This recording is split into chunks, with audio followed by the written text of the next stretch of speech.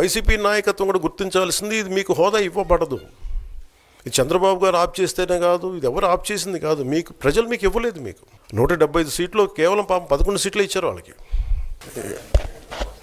First అప్పుడు ఏం చేయాలంటే సార్, అప్పుడు జర్మనీకి వెళ్ళిపోవాలండి.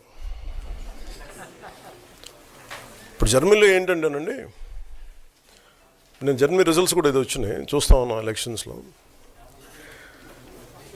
25% వచ్చిన హైయెస్ట్ పర్సంటేజ్ ఆఫ్ వచ్చిన ఓటుకి ఇన్ని ఎంపీస్, ఇంత అసెంబ్లీ స్థానాలు ఉంటాయి వాళ్ళకి.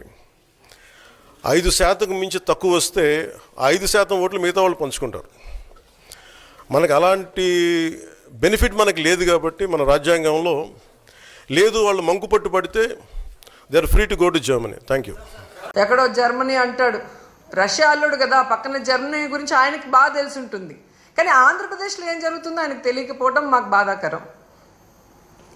నేను హయ్యెస్ట్ సీట్స్ గెలుచుకున్నాను కాబట్టి అసలు ప్రతిపక్ష హోదా నాకుండాలి అన్నాడు. సంతోషం, నువ్వు ప్రతిపక్ష నాయకుడిగా ఉండి చంద్రబాబు నాయుడు చేసే తప్పుల్ని నిలదీస్తాను, ప్రజల పక్షాన ఉండి పోరాటం చేస్తాను అంటే వెంటనే మీ డిప్యూటీ సీఎం పోస్టుకి రాజీనామా చేసి ప్రతిపక్ష హోదా తీసుకొని ఎదురుగా కూర్చొని ఆయన చేసే తప్పుల్ని ఎత్తి చూపించండి.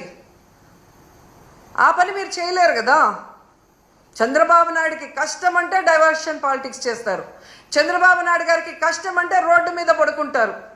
కానీ ఈ రాష్ట్రంలో ఆడపిల్లలు రేప్ అవుతున్నా, మర్డర్ అవుతున్నా, విద్యార్థులు రోడ్ల మీదకి వచ్చి చెప్పులతో కొట్టుకుంటున్నా, వాళ్ళకి జరిగిన అన్యాయానికి మీరు హాస్పిటల్ బెడ్ మీద పడుకొని ఏమీ విన్నట్టు ఉంటారు.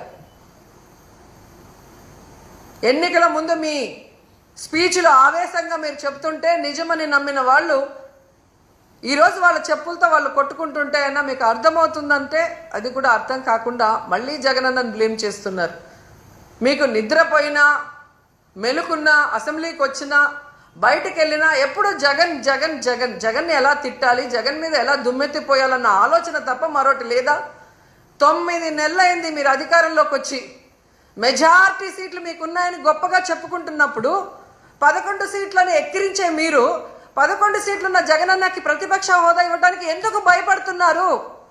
ఒకవేళ మీరు గవర్నర్ స్పీచ్లో చెప్పినట్టు గత ప్రభుత్వంలో జగన్ గారే తప్పులు చేయడం వల్ల నష్టపోయి ఉంటే ఆయన ప్రతిపక్ష హోదా ఇస్తే అసెంబ్లీకి వస్తారు కదా, అప్పుడు నిలదీయండి, ప్రూఫ్లు చూపించండి.